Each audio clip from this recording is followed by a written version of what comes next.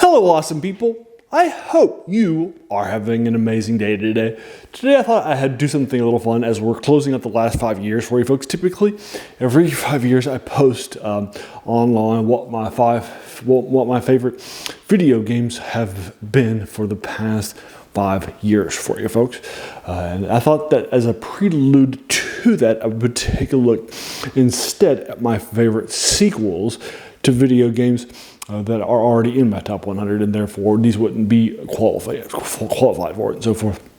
Just as a caveat, one of the key things here is that one of the things I try to do in order to keep my series from not being overly redundant is I typically only have one video game from each installment. So for example, the classic example I give of that is Madden, right? Madden has a ton of additions, all of which are great in various ways, but it would feel weird, right, for me to have 3 or 4 10 Maddens right in my top 100 video games, right?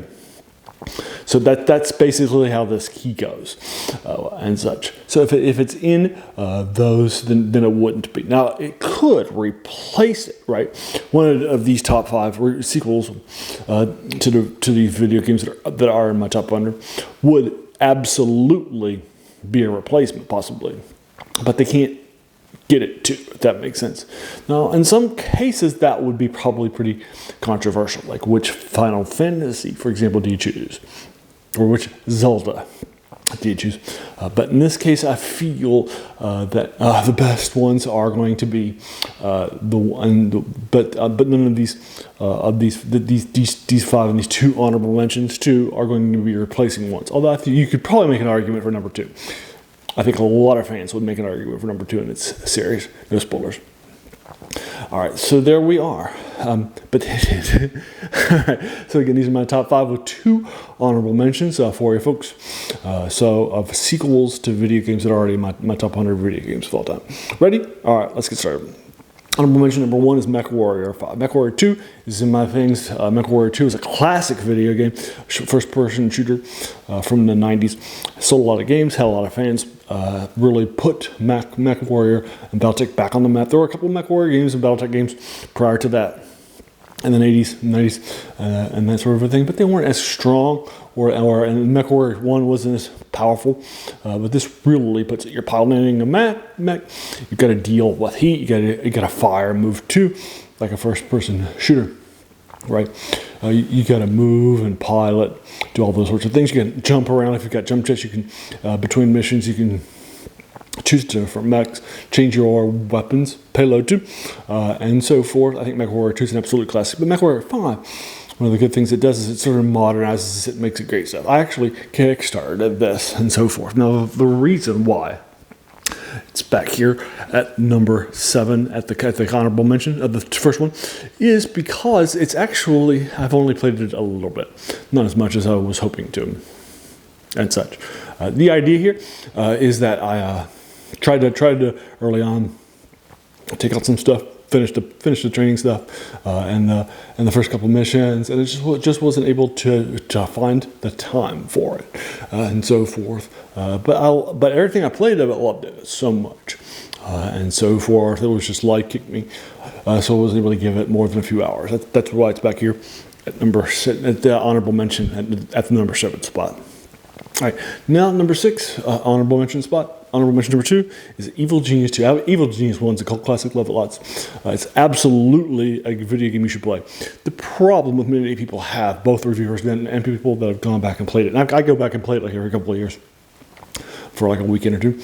And the idea is that you're building a base that's being invaded by super spies and people of the universe and so forth, and you got to go onto a screen and send out missions that bring back money, and send out your minions or kill your money, or complete missions and that sort of thing. And then you get your base too. But the problem is that while you can hire henchmen and you can direct control henchmen, there isn't a speed up button, and also in the first one, you can't control your other than your henchmen, you can't control your minions. Now, I think there's a good flavor in that, right?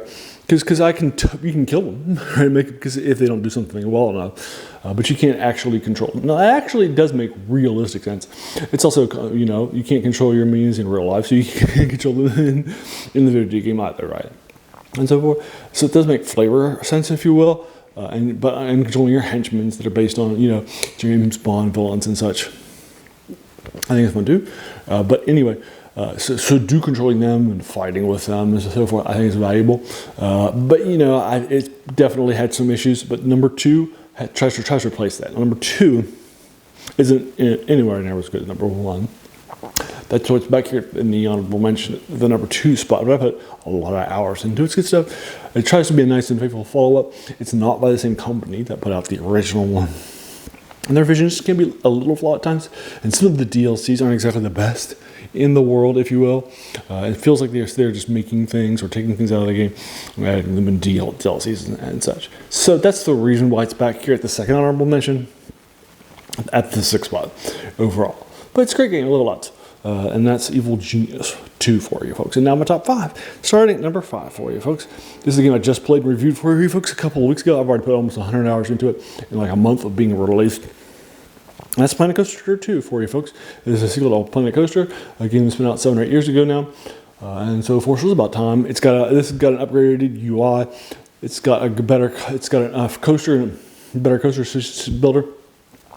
And some other stuff that's supposed to be really good for consoles, in addition to being usable for PCs where I played it at. So I feel like it was a little less great and less than the previous ones, and so forth. The original Roller Coaster Tycoon was an absolute classic, and so forth. But the problems is that it put out a version of this game that really just kind of felt like it was trying to hit to fans without actually delivering a game to fans and so forth. And this definitely, Planet Coaster, the first one, definitely grabbed that back and took.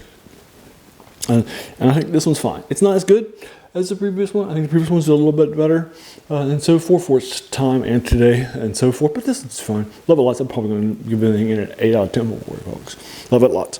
That's number 5, Planet Coaster 2. Number 4.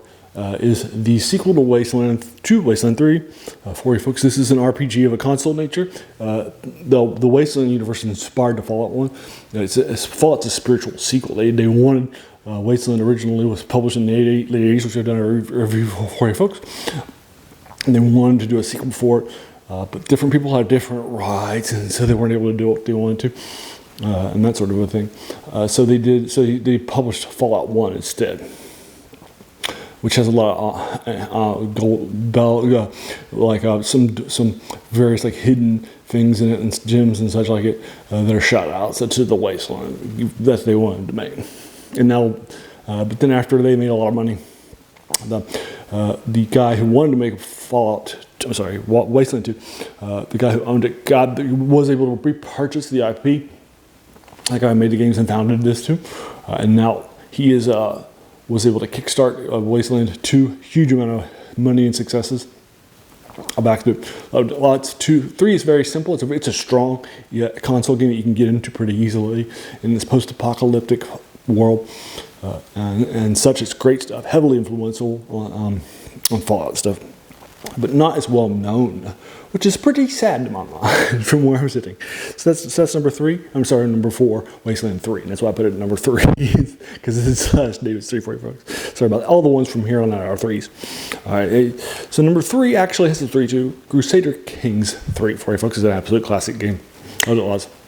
The first one is my top 10 games. When I first did my top 100 games of all time, loved it lots.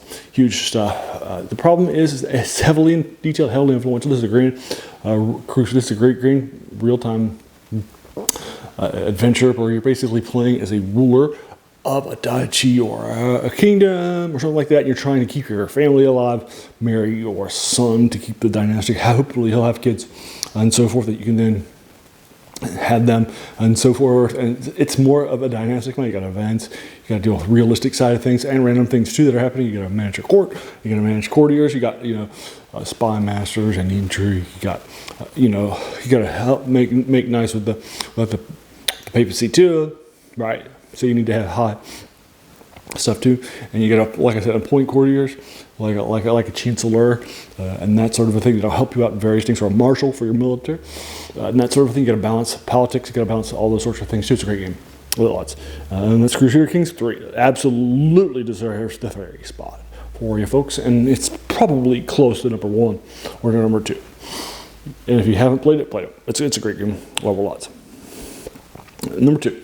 This is the one that you might think is probably going to make it into the top of the lists and so forth. This is also a console RPG, just like Wasteland, a couple of spots over. And this is, of course, Baldur's Gate 3 for you folks. And Baldur's Gate 3 is an absolutely classic of classics.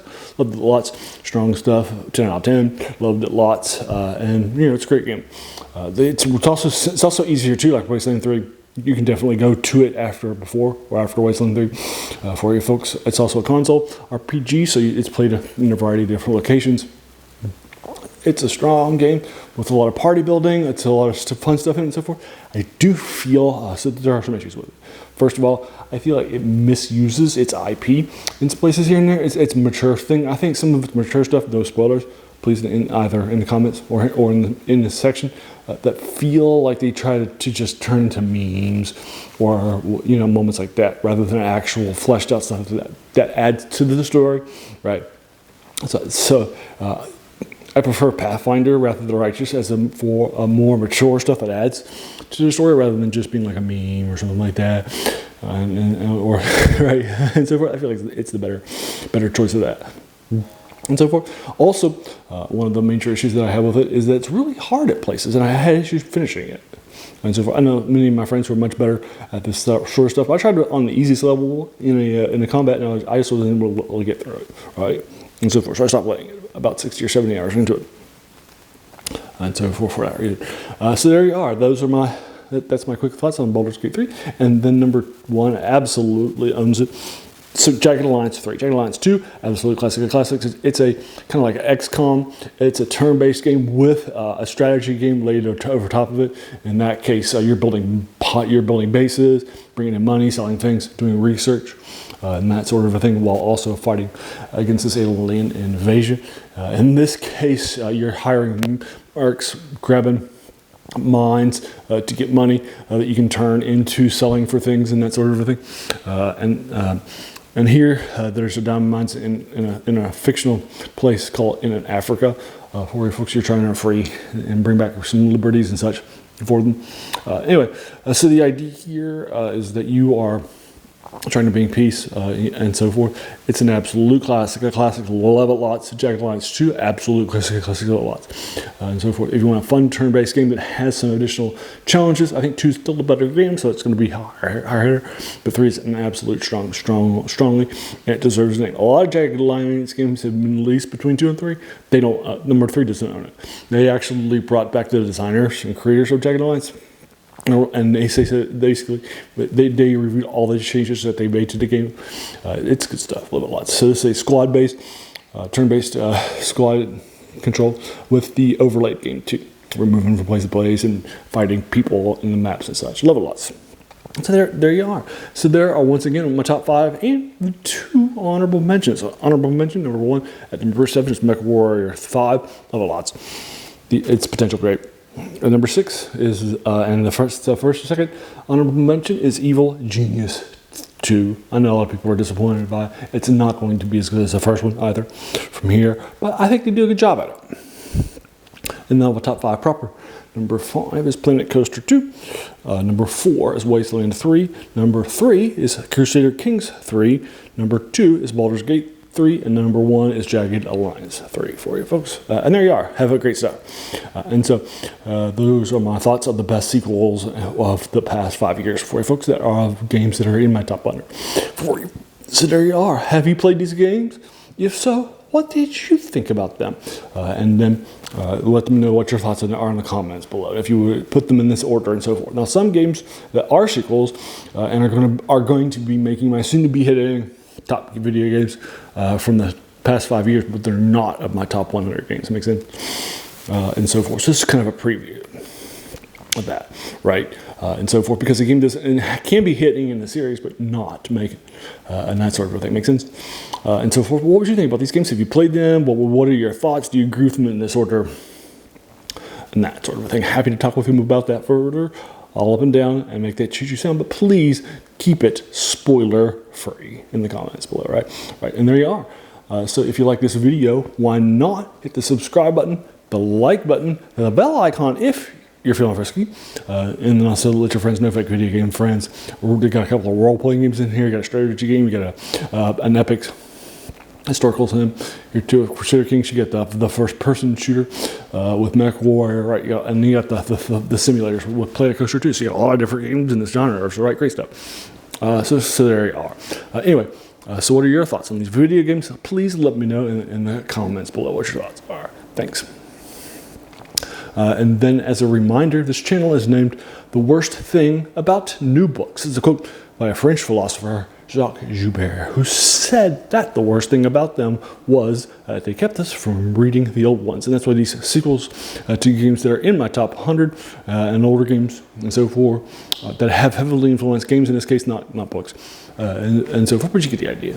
This is a fun thing for me to look at over the last 5 years for you folks. And then finally, I want to thank you so much, for taking some time out of your day and investing it and watching my video, because we all have so many things that are happening, right, in our lives, and we're pulled in so many different directions. So the fact that you spend this time with me, that's incredibly humbling, and I appreciate it much. So thanks again, and have an amazing day.